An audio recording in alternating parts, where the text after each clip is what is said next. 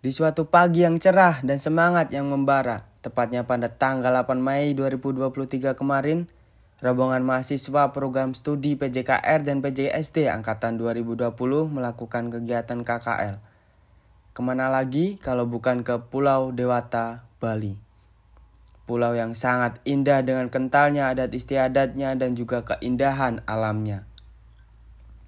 Perjalanan yang ditempuh begitu panjang sepanjang harapan dan memakan waktu juga energi. Bus melaju sangat kencang bagai tombak membelah angin menuju pelabuhan penyeberangan. Di perjalanan, rombongan disuguhkan dengan pemandangan yang begitu memanjakan mata seperti gunung, pepohonan yang rindang, dan juga persawahan yang hijau.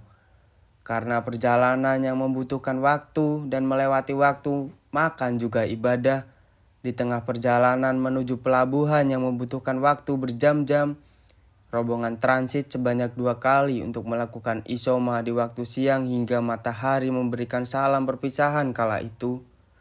Rombongan pun akhirnya tiba di pelabuhan Ketapang yang terletak di kota Banyuwangi, Jawa Timur untuk melakukan penyeberangan menuju pelabuhan Gilimanuk, Bali.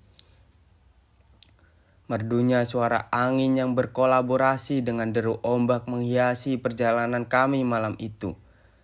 1 jam perjalanan rombongan pun akhirnya tiba di Bali, ditemani dengan perpindahan waktu dari WIB ke Wita yang artinya waktu menjadi lebih cepat 1 jam bagaikan hari yang begitu cepat berjalan.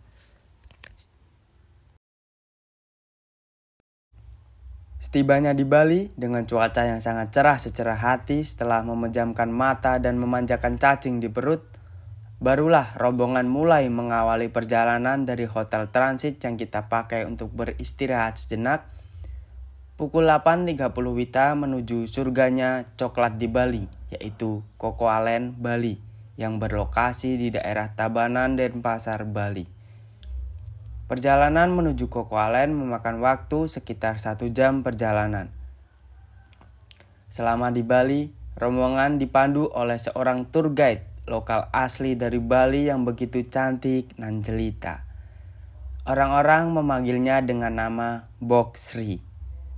Sesuai adat yang ada di Bali, perempuan dipanggilnya dengan Bok, sedangkan laki-laki dipanggilnya Pli. Sepanjang perjalanan, Bok Sri memberikan beberapa pengetahuan pada rombongan, khususnya mulai dari adat istiadat yang ada di Bali, tempat wisata indah yang ada di Bali, hingga sejarah tempat wisata yang rombongan kunjungi di Pulau Bali. Lagi dan lagi, perjalanan menuju Koko Alen, rombongan dikagumkan dengan kentalnya adat istiadat warga Bali. Hal tersebut dibuktikan dengan adanya pura atau tempat ibadah yang ada di setiap rumah-rumah warga Bali. Waktu yang ditunggu pun tiba. Sesampainya di Koko Alen, Bali sekitar pukul 9.30 Wita, cuaca sangat tidak bersahabat. Rintik-rintik hujan manja turun membasahi alma mater kami kala itu. Rombongan mahasiswa diberikan edukasi khususnya materi tentang cara pembuatan coklat dari awal pembuatan sampai jadi dari biji buah kakao. Dari proses pemisahan daging buah kakao sampai proses pengemasan. Seperti hidup yang harus berjalan sesuai rencana agar kelak mendapat lencana. Dan juga materi tentang sport tourism. Edukasi pun selesai. Saatnya rombongan diberikan kesempatan untuk masuk ke galeri coklat dan menikmati berbagai macam jenis varian coklat secara cuma-cuma. Beberapa mahasiswa yang tergiur dengan rasa coklat yang menggetarkan lidah dan menarik hati untuk memilikinya.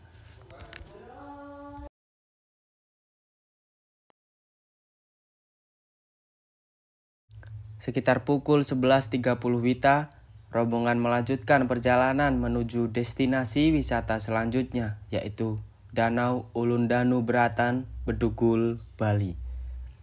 Danau yang sangat cantik dan menawan, serta terdapat taman yang begitu indah bak di surga. Namun, rombongan tidak langsung menuju ke Danau Bedugul, melainkan melakukan transit untuk mengisi perut yang sudah kosong sekaligus melakukan sholat zuhur di rumah makan Taman Sari daerah Bedugul, Bali. Seperti dugaan awal, Gerimis manja mengiringi perjalanan menuju Danau Bedugul, Bali. Tetesan air yang menyimpan begitu banyak kenangan membasahi kaca bus yang rombongan tumpangi. Sangat apes. Cuaca tidak bersahabat kala itu. Setibanya di parkiran dan bus mulai mengangkat rem tangannya, rombongan disambut dengan hujan lebat membasahi tanah dan membuat perasaan kecewa muncul karena kesal tidak bisa keluar karena hujan. Rombongan dan wisatawan yang tidak membawa jas hujan ataupun payung terpaksa untuk menyewa payung seharga Rp10.000 agar bisa masuk dan melihat indahnya Danau Bedugul yang cantik dari dekat. Sungguh mengherankan. Tidak lama kemudian, begitu masuk dan sampai di dalam, hujan berhenti, seperti ada yang mengatur hujan. Pengunjung mulai berbondong-bondong memenuhi Taman Bedugul yang begitu menawan seperti berada di negeri seribu bunga. Pesona cantik ditimbulkannya membuat orang terhipnotis akan keindahannya. Terdapat juga bangunan khas di Bali yaitu pura yang membuat setiap pengunjung mengeluarkan kamera untuk mengabadikannya lewat video ataupun foto. Salah satu pura yang menarik yang membuat pengunjung takjub dan berebut untuk foto yaitu Pura Ulundanu Bratan yang merupakan pura bersejarah yang ada sejak 500 sebelum Masehi, dan pura tersebut juga terlampir di bagian belakang uang pecahan 50.000 keluaran lama. Usai menikmati indahnya Danau Bedugul, rombongan melanjutkan perjalanan menuju tempat oleh-oleh yang begitu terkenal seperti artisnya Bali, yaitu Jogger dan Krishna oleh-oleh. Jogger dan Krishna ini merupakan salah satu oleh-oleh khas yang terdapat di Bali dan juga sangat terkenal. Di sana terdapat berbagai macam produk oleh-oleh yang dijual, mulai dari makanan, aksesoris, dan juga pakaian khas Bali. Mahasiswa banyak mencari oleh-oleh dari Bali, tentu saja pai susunya dan juga baju jogger. Seperti kata orang Bali dan guide untuk wisatawannya, belum ke Bali kalau belum membeli jogger. Itulah kata-kata yang disampaikan tujuannya agar rombongan tergiur untuk membeli produknya. Setelah rombongan puas membeli oleh-oleh untuk sanak saudaranya, perjalanan dilanjutkan untuk melakukan makan malam karena cacing di perut sudah memberontak. Pukul 20.00 WITA, rombongan sampai di rumah makan Padang Simpang Raya untuk melakukan santap malam. Setelah menyantap makan malam, pukul 20.45 WITA, rombongan langsung menuju ke hotel penginapan yang berada di daerah Kuta, Bali, yaitu Hotel Farmhouse untuk mengistirahatkan badan yang sudah terkuras habis energinya. Hari kedua di Bali. Hari yang sangat ditunggu-tunggu rombongan mahasiswa yang energinya sudah berkumpul kembali dan siap untuk melanjutkan perjalanan ke destinasi wisata selanjutnya. Roda bus mulai berputar untuk mengawali perjalanan ke destinasi selanjutnya pukul 9.00 WITA, yaitu Dewata Oleh-oleh Bali. Dalam perjalanan menuju destinasi hari kedua ini, bus melewati jalan tol yang sangat-sangat unik dan cantik seperti halnya keunikan dari Bali itu sendiri, yaitu jalan tol Bali Mandara yang merupakan jalan tol pertama yang berada di atas laut dan bisa dilewati oleh kendaraan bermotor. Ya, lagi dan lagi, isi dompet mulai menangis karena kembali ke pusat oleh-oleh yang membuat mata dan tangan tidak bisa terkontrol. Usai berbelanja melengkapi produk oleh-oleh khas dari Bali, bus dan rombongan mulai melanjutkan perjalanan kembali sekitar pukul 11.20 WITA menuju ke Pantai Tanjung Benoa. Pantai yang merupakan salah satu wisata yang terdapat beberapa permainan air seperti banana boat, jet ski, dan masih banyak lagi. Tetapi tidak ada satupun mahasiswa yang mencoba salah satu permainan air itu dikarenakan harga yang dibanderol seperti mencekik leher dan menguras dompet mahasiswa. Rombongan di sini tidak hanya menikmati pantainya saja, tetapi juga melakukan istirahat untuk makan siang sebelum melanjutkan perjalanan ke destinasi wisata selanjutnya. Matahari mulai beranjak dari posisinya sesuai jam yang beranjak berubah. Rombongan mulai melanjutkan perjalanan menuju destinasi ketiga hari itu, yaitu Pantai Pandawa, yang merupakan salah satu pantai indah tersembunyi yang ada di Pulau Bali.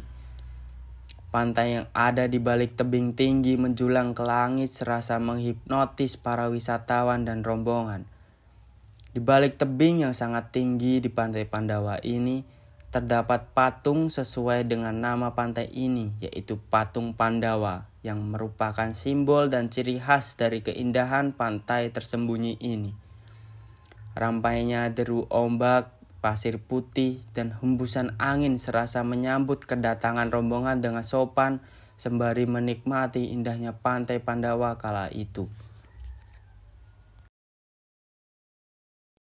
Hari beranjak sore, perjalanan dilanjutkan menuju tempat yang tidak kalah bersejarah di Bali, yaitu GWK atau Garuda Wisnu Kencana, yang menempuh perjalanan sekitar 1,5 jam dari Pandawa.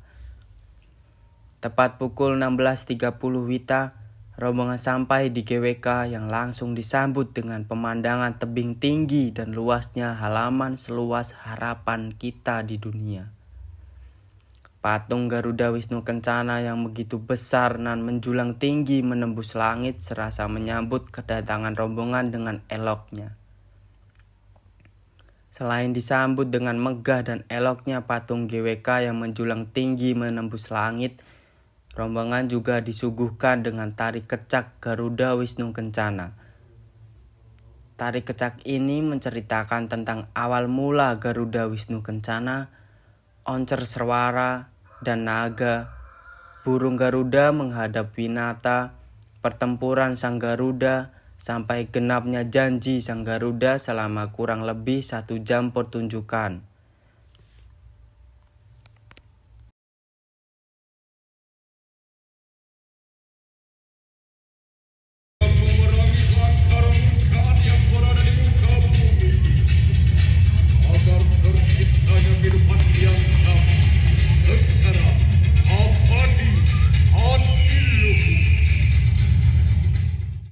Matahari memberikan salam hangatnya untuk meninggalkan hari yang mulai berganti malam. Rombongan menuju destinasi terakhir hari kedua, yaitu Pantai Jimbaran sekitar pukul 19.30 WITA, untuk mengisi perut sembari menikmati malam terakhir di Bali secara bersama-sama. Iringan musik dan suara ombak mengiringi makan malam kami serasa malam penutupan yang begitu indah seindah kamu. Tak terasa 3 jam berlalu untuk menikmati keindahan Pantai Jimbaran di malam hari. Badan yang sudah terasa lelah seperti menghadapi kenyataan di dunia ini, rombongan langsung menuju ke hotel penginapan untuk beristirahat kembali, mengumpulkan tenaga untuk melanjutkan perjalanan hari esok. Hari terakhir di Bali dan perjalanan menuju ke Semarang. Pukul 9:10 WITA setelah sarapan dan rombongan check out dari hotel, dengan perasaan yang begitu berat akan meninggalkan Pulau Bali yang sangat indah dan begitu banyak kenangan akan tertinggal. Bus dan rombongan beranjak meninggalkan hotel untuk menuju destinasi wisata pertama dan terakhir di Bali hari ini, yaitu Pantai Tanah Lot. Pantai yang terdapat pura di tengah laut menjadi ciri khas dari pantai ini. Sesampainya di Tanah Lot, cuaca sangat tidak mendukung dan hujan pun turun seperti memberikan salam perpisahan untuk kami yang akan meninggalkan Bali kala itu. Setelah hujan reda, barulah kami bisa menikmati Tanah Lot dan menyusuri berbagai sudut yang ada di sana.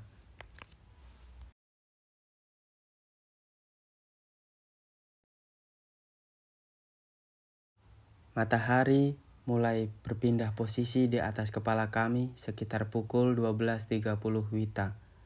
Bus mulai berjalan beranjak meninggalkan Pulau Bali yang begitu indah untuk menuju ke Pelabuhan Gilimanuk untuk melakukan penyeberangan ke Pelabuhan Ketapang menuju ke Semarang.